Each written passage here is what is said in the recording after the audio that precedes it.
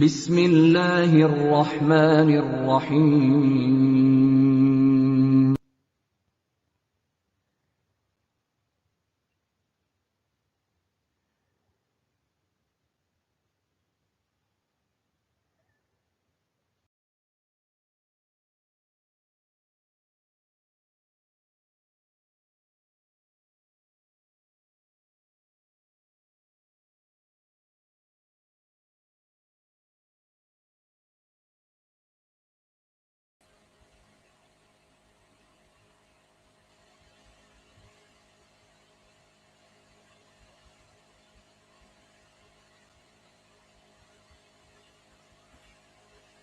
السلام علیکم۔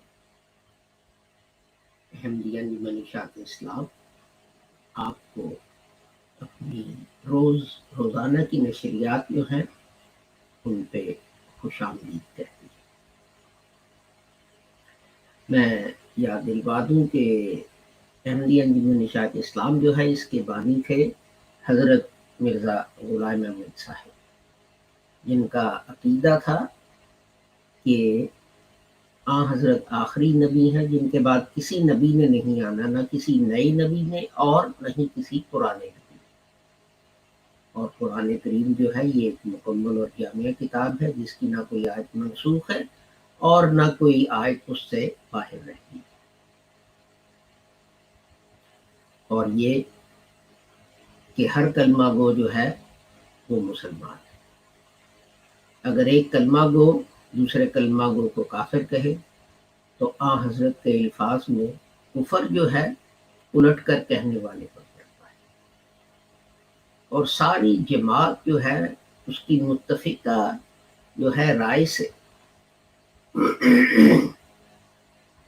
حضرت مولانا نور الدین صاحب رحمۃ اللہ علیہ نے جو خطبہ حضرت صاحب جو تھے ان کی لحد پہ لگوایا، اس کے الفاظ تھے: مرزا غلام احمد قادیانی رئیس قادیان، مجدد سبزیارگہ، مسیح معود مہدی معہود۔ تو اسی کے ساتھ ہم اپنا آگے چلتے ہیں۔ ہم سورہ بقرہ جو ہے اس کی آیات پر غور کر رہے تھے، اور ہم جو ہیں سورہ بقرہ جو ہے اس کی 31ویں آیت تک پہنچے۔ تو میں یہ آپ کو یاد دلا دوں کہ ہماری کوشش یہ ہے کہ یہ کیا جائے کہ یہ دیکھا جائے کہ جو کیا کہا جائے کلاسیکل تفسیریں اور معنی ہیں قرآن کریم اور اس کی آیات کے، وہ تو ہیں، لیکن یہ دیکھنے کی کوشش کی جائے کہ کیا ہم مزید تحقیقات کر کے نئی معنی اخذ کر سکتے ہیں جن سے ہمیں مدد ملے قرآن کریم جو ہے اس کو سمجھیں۔ تو یہ کوئی زبردستی نہیں کہ یہ کوئی اس تحقیق کو مانے یا نہ مانے، تو یہ آپ کی مرضی ہے۔ تو لیکن بہرحال یہ کوئی چیزیں ہیں جو میں آپ کے ساتھ شیئر کرنا چاہوں۔ تو یہ ہے آیت جو ہے: اعوذ باللہ من الشیطان الرجیم، بسم اللہ الرحمن الرحیم، وعلم آدم الأسماء كلها ثم عرضهم على الملائكة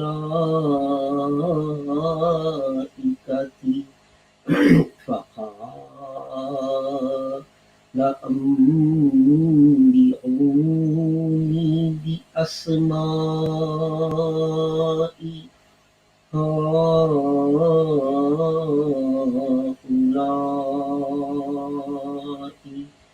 إن كنتم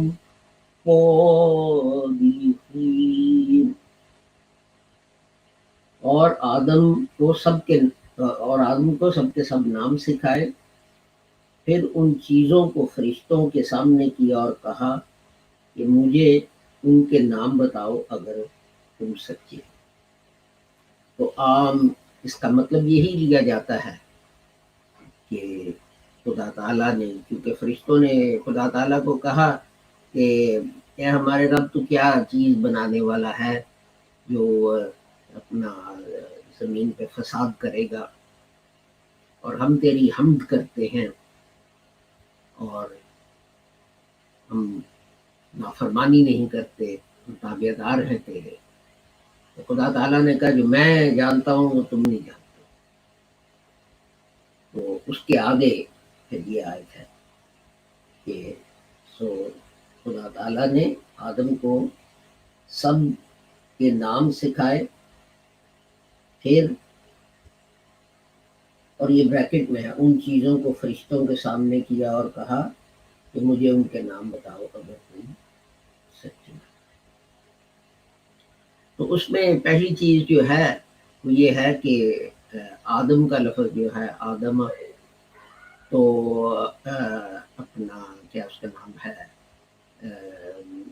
اس کا دو تین چیزوں پہ غور کرنے والا ہے۔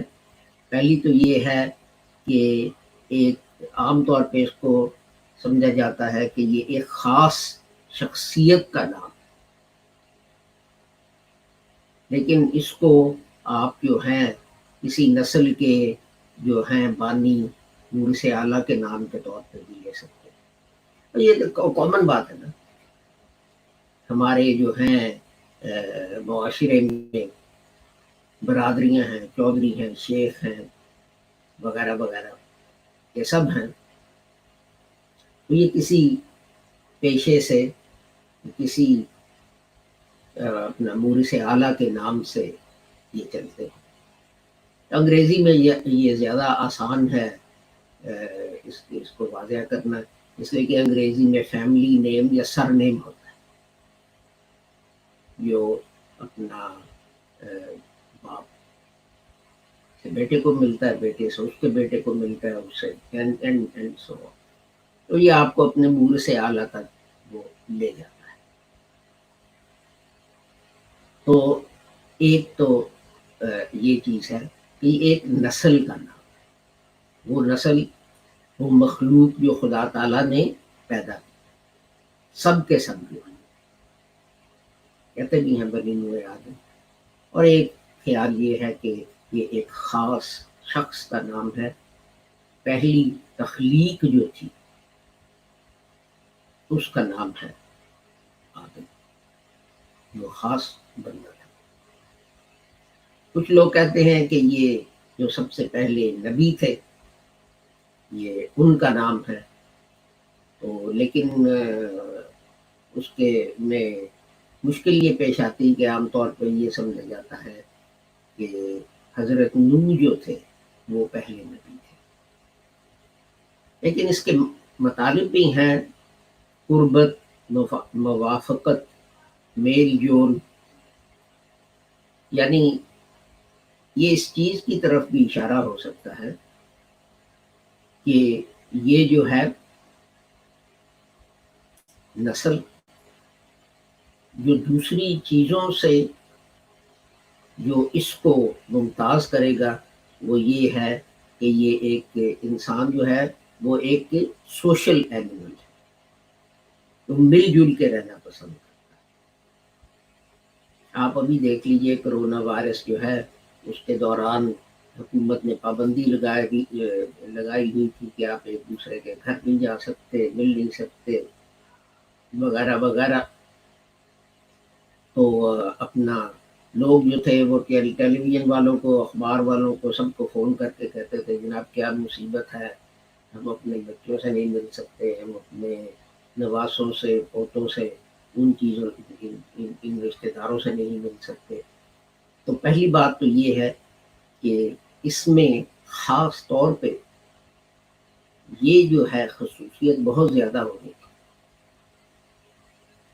تو انگریزی میں کئی محاورے ہیں، مثلا نو مین از این آئلینڈ، یعنی ہر ایک جو ہے انسان جو ہے اس کو ضرورت ہے کس چیز کی؟ میل ملاقات. تو آگے پھر فرمایا اگلا لفظ جو ہے وہ ہے الاسما، جس کا مصدر ہے سین واؤ. تو عام طور پہ اس کا لٹرل ترجمہ جو ہے وہ کیا جاتا ہے نام. تو لیکن یہ جو ہے یہ اس میں مفہوم کیا ہے اصل میں؟ تلاش اور جستجو. نام جو ہے اس کا بھی تعلق اسی چیز سے ہے کہ آپ تلاش اور جستجو کرتے ہیں تو اپنا آپ کو کچھ حاصل ہوتا ہے. تو اپنا یہ جو ہے اگلا لفظ جس کے میں مختصر کامنٹ کرنا چاہتا ہوں، امبیونی، اس کے جو ہیں دو مستق سمجھے جاتے ہیں. نون با حمزہ جو ہے خبر بتانا یا خبر دینا، اور نون با واہ، اس کا مطلب ہے بلند اور اونچے مرتبے. تو آپ اس کو اس طرح بھی لے سکتے ہیں اس آیت کو کہ خدا تعالی نے ایک نسل جو تھی وہ زمین میں پیدا کی، اور ان کی خصوصیات کیا تھیں؟ نمبر 1، یہ ان میں میل جول بہت، وہ سوشل اینیمل تھے، وہ اکٹھے رہنا پسند کرتے.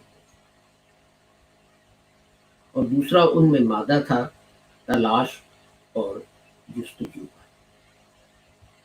کہ وہ چاہتے تھے کہ وہ علم حاصل کریں.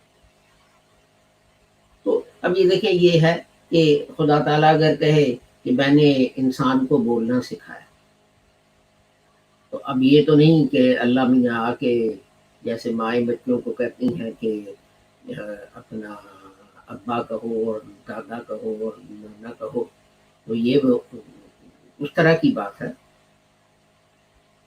تو یہ اس کا مطلب یہ ہے کہ خصوصیت، کیپیبلٹی، استعداد جو ہے وہ رکھ دی کہ انسان جو ہے وہ بول سکے. تو یہی جو ہے وہ اپنا اس کا مطلب ہے کہ خدا تعالیٰ نے فرمایا کہ میں ایک ایسی چیز بنانے والا ہوں جس کی، جس طرح میں نے عرض کیا، دو خصوصیات ہوں گی، جن میں دوسری یہ ہوگی کہ اس کو جستجو رہے گی، کھوج رہے گی کہ وہ علم حاصل کرے. تو پھر وہ فرشتوں سے خدا تعالیٰ نے کہا اور کہا کہ اب تم جو ہے تم مجھے یہ کر کے دکھا.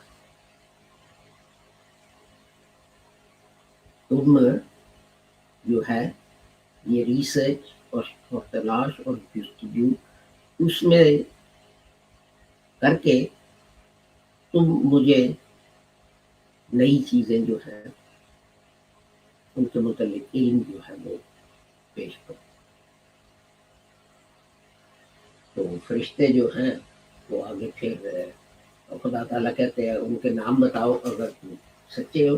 اگلی آج جو میں نے نہیں پڑھی تھی تو لیکن اس کا مطلب یہی ہے، ہم اس کو بھی کر لیتے ہیں ساتھ ہی. فرشتوں نے کیا جواب دیا؟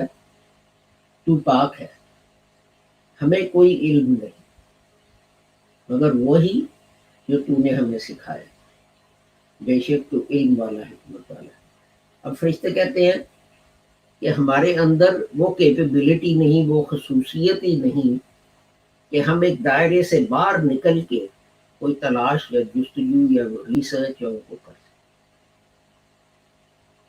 ہم تو لمیٹڈ ہیں صرف اس چیز تک جو ہمیں بتائی گئی. And that is the end of the story.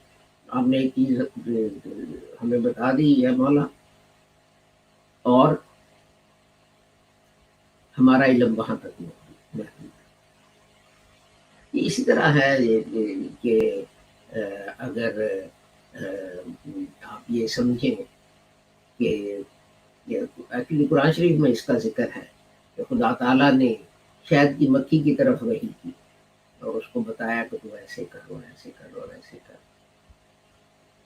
اب شہد کی مکھی جو ہے جہاں بھی آپ چلے جائیں، وہ ہوائی ہو یا الاسکا میں تو شہد کی مکھیاں ہو ہی نہ، وہاں ٹھنڈ اتنی ہوتی ہے، لیکن جو گرم جگہ ہے انگلستان میں بھی ہوتی ہے، اسپین، پاکستان، آپ جہاں بھی چلی جائیں، شہد کی مکھی جو ہے تو ایک ہی طرح کا چھتا بنائے، ایک ہی طرح کا چھتا بنائے اور اس میں وہ شہد بنائے۔ اس میں ابیلٹی نہیں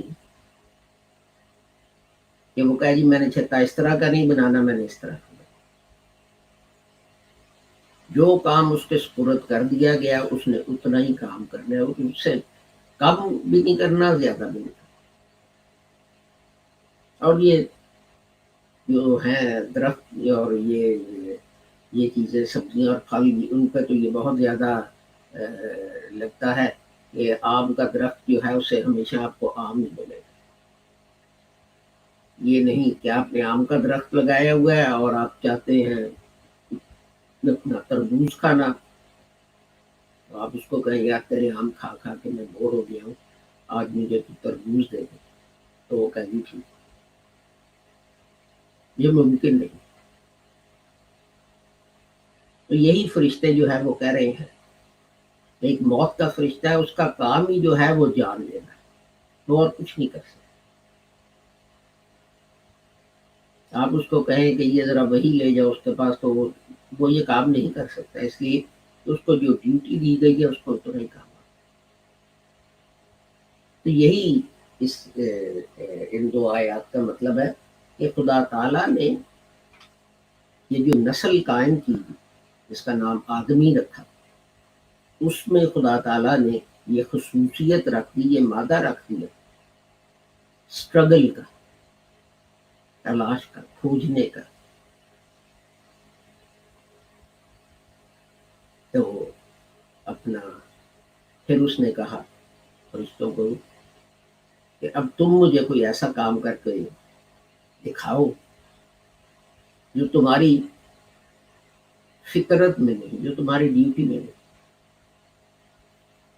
یہ ہم جو بات کر رہے ہیں کھوجنے کی، کرنے کی، اور چیزوں کو تو چھوڑیں، اگر آپ دیکھیں کہ امریکہ جو ہے جب یہ دریافت ہوا تو کس طرح کی مشکلات سے لوگ جو تھے گھوڑوں پر اور ویگنز پر اور بگیز پر، انہوں نے یہ سارا ملک جو ہے اس کو اپنے زیر تسلط کیا۔ عجیب جو ہے وہ ان کی ہمت کی یہ داستان ہے۔ اتنے بڑے بڑے دریا جو تھے وہ عبور کیے، اتنے پہاڑ جو تھے ان کو کراس کیے۔ اگر آپ کبھی تاریخ پڑھیں کہ یہ کس طرح ہوا تو عقل دنگ رہ جاتی۔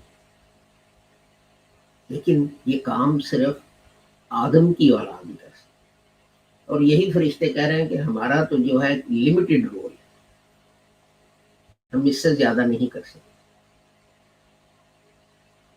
تو یہی موضوع جو ہے یہ میں اب انگریزی میں دہراتا ہوں۔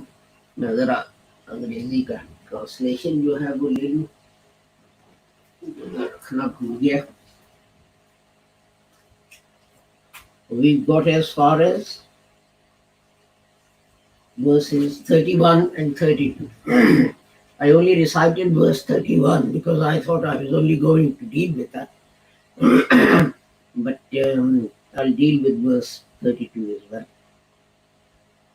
And he, that is Allah, taught Adam all the names, then presented them to the angels. He said, tell me the names of those if you are right. They said, glory be to you. We have no knowledge but that which you taught us. Surely you are the knowing and the God. So here, some words I've picked out. The first one obviously is Adam. Adam, of course, has three significances. It is, of course, a proper noun, the name of a person, but it is also the name of the founder of humanity. And as such, it applies to the whole of humanity. We have in Pakistan, for example, we have these castes, we have Chaudhurys, and we have sheikhs and so on. And in England, it's a lot easier to explain this because we have surnames. So, Smith and Brown and, Johnson and whatever. All these are surnames. So if someone comes to us and his name is Johnson, unless somewhere along the line one of his ancestors changed the name, we know that his father's family name was Johnson, his grandfather's family name was Johnson. And you could have two Johnsons, one over here and one over here. And you could go back if you go back far enough. And if they haven't, or one of their ancestors didn't change the name, you get back to the person who started the Johnson clan or the Johnson whatever. But that is one aspect. But it also has meaning. Its meaning is contact and meeting and communication with each other. That is meeting each other, human beings meeting each other. And living together with each other.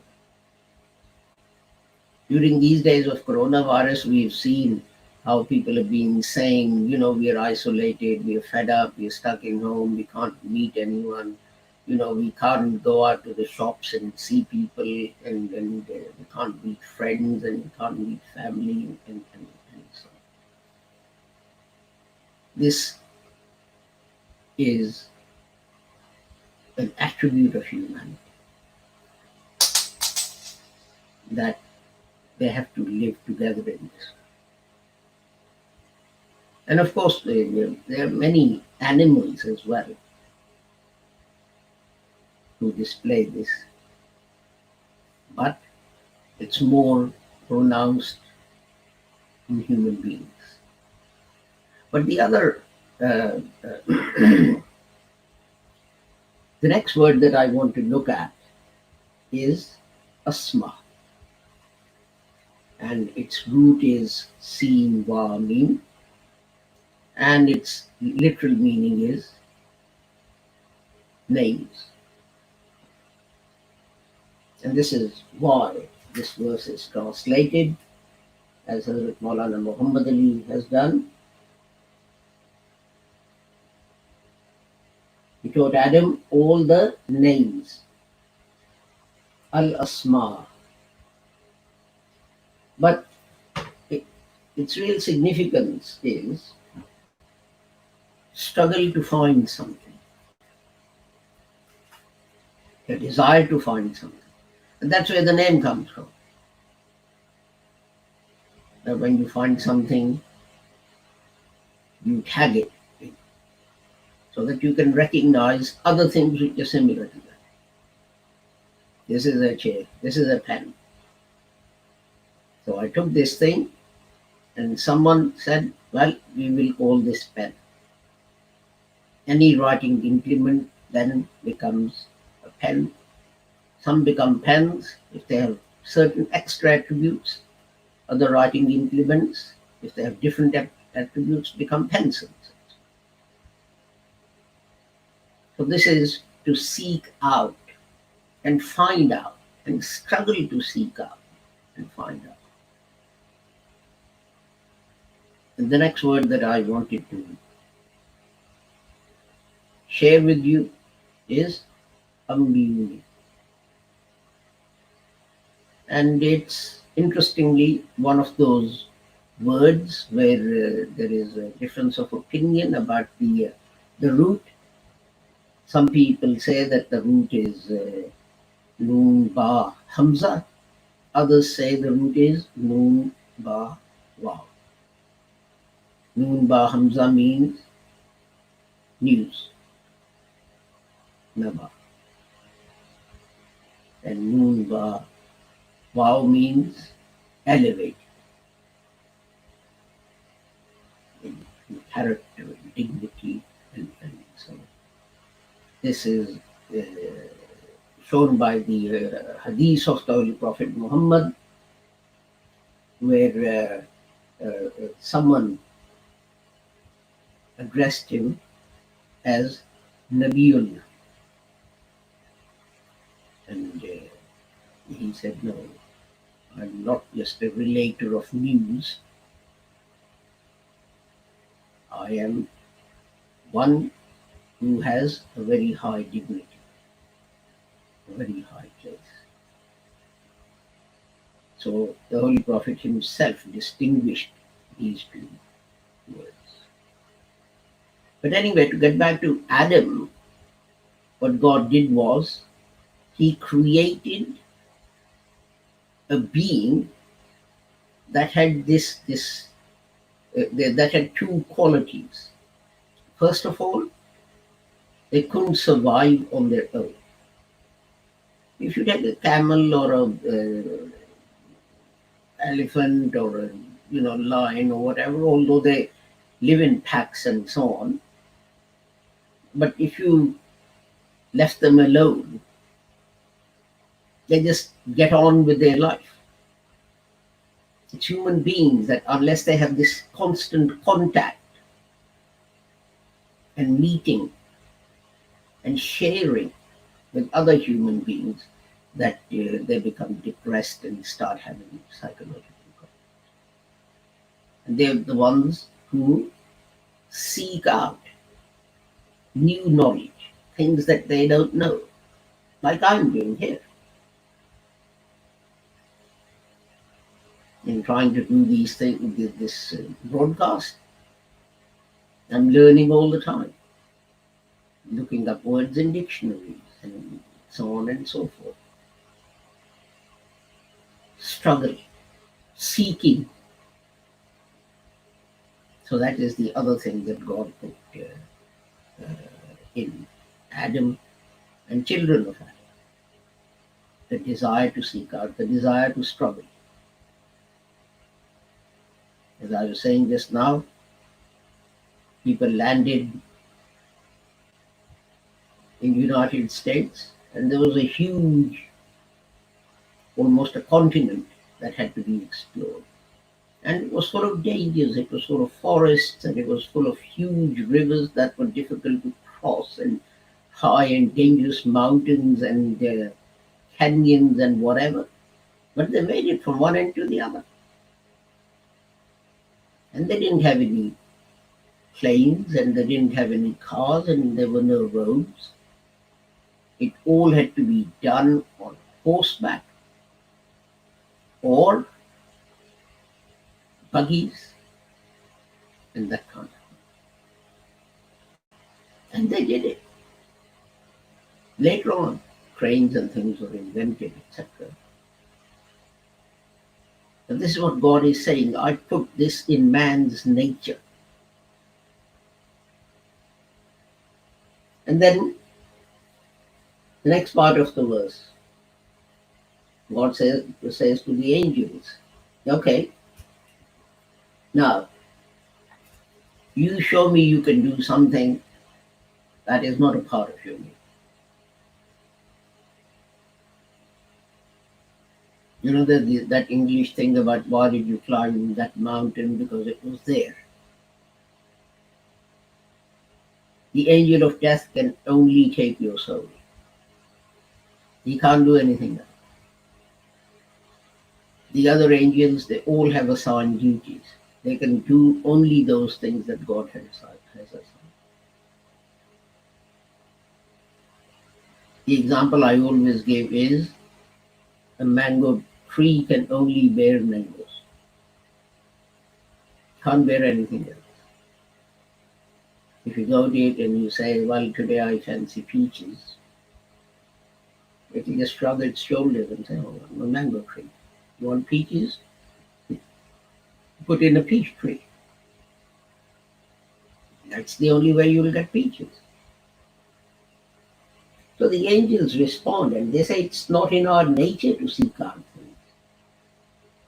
It's not in our nature to try and do things that we don't know. We can only do what you have told us to do.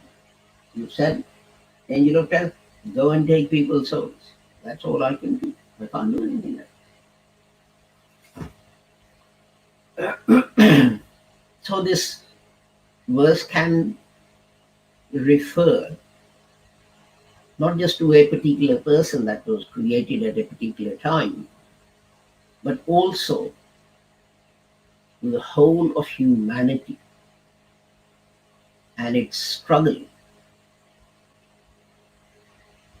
And its struggle to find out how the universe works and how the universe behaves. So that is another possible interpretation of these two verses. And the angels then, when asked by God to show him something they can do,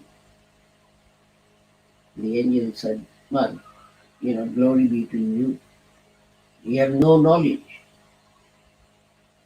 but what you teach us, surely you are the knowing one. We can't do anything there. But you see, the point is this: when God says, I taught man to speak or to write or to do things, it doesn't mean that God sat down with a pen and paper and taught man how to form A, B, C, or Abba, Ta, or Alif, Be, Jim, Dal, etc. It means he put an inherent ability in the human race which can be used to advance knowledge. So that is all for today, and I take my leave of you with a prayer that until we meet again tomorrow at 7 p.m. UK time, Allah keeps all of you safe and sound and free from harm. Assalamu alaikum. Khuda Hafiz.